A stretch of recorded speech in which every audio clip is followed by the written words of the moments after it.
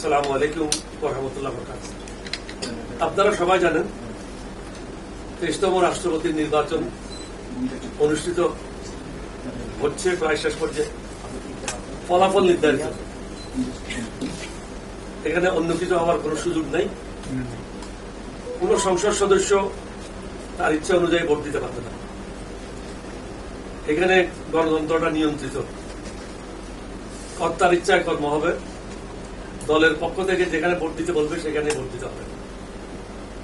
সংবিধানের ৭০ অনুচ্ছেদ অনুযায়ী কেউ যদি দলের মতামতের বাইরে ভোটদান করে তার সংসদ সদস্য পদ থাকবে না। আমরা বিগত নির্বাচনের সময় জনগণের সামনে সংবিধান সংশোধনের বিষয়টা নিয়ে গেছিলাম। বিএনপি প্রায় ৩-৪ বছর আগে তাদের ৩১ দফায় ৭ দফায় বলেছিল ক্ষমতা আসলে ৭০ অনুচ্ছেদ দুটাই দেওয়া হবে, শুধু দুইটা ক্ষেত্রে এটা প্রযোজ্য হবে। জানি না কি কারণে তারা তড়িঘড়ি করে ৯০ দিনের মধ্যে বাধ্যবাধকতা রয়েছে নির্বাচন করার, তড়িঘড়ি করে তারা নির্বাচনটা করছে। হয়তো তারা মনে করছে সংবিধান সংশোধনী না করে নির্বাচনটা করলে তাদের প্রার্থী জয়লাভ করবে। সংশোধনী হয়ে গেলে হয়তো একটা সমস্যার সৃষ্টি হতে পারে।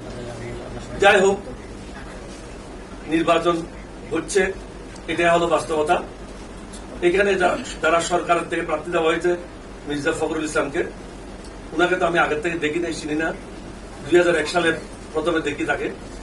এর আগে তিনি বিএনপি রাজনীতির সাথে তেমন ভাবে কেন্দ্রীয় পর্যায়ে জড়িত ছিল না, এলাকায় হয়তো কাজ করেছে। উনাকে আমি আমার পক্ষ থেকে, এলডিপির পক্ষ থেকে, 11 দলীয় ঐক্যজোটের পক্ষ থেকে আন্তরিক মোবারকবাদ জানাচ্ছি। দীর্ঘদিন আমরা একসাথে কাজ করেছি।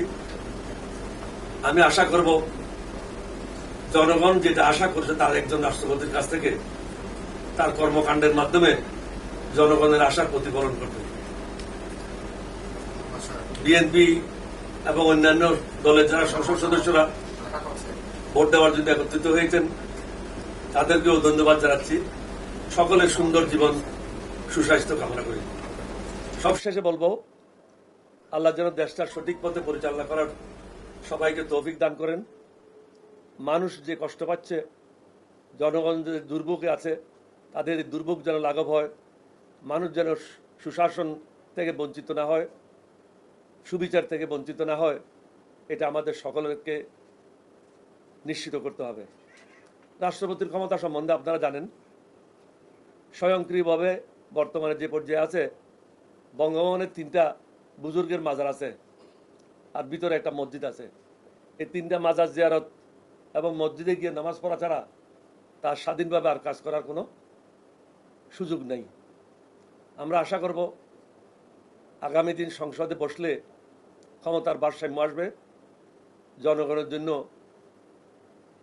সুশাসন প্রতিষ্ঠা হবে, জনগণ সুখে শান্তিতে বসবাস করবে।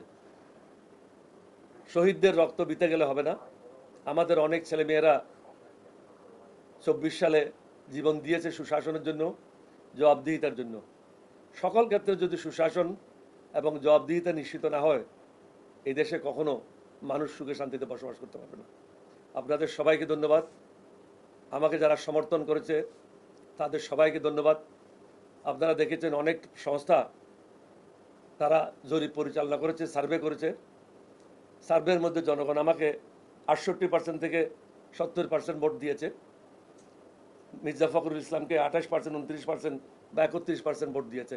সুতরাং জনগণ তাদের মতামত পরিষ্কারভাবে প্রকাশ করেছে, কাকে সমর্থন দিয়েছে এটা আপনারা সবাই জানেন। সবশেষে মির্জা ফখরুল ইসলাম সাহেবকে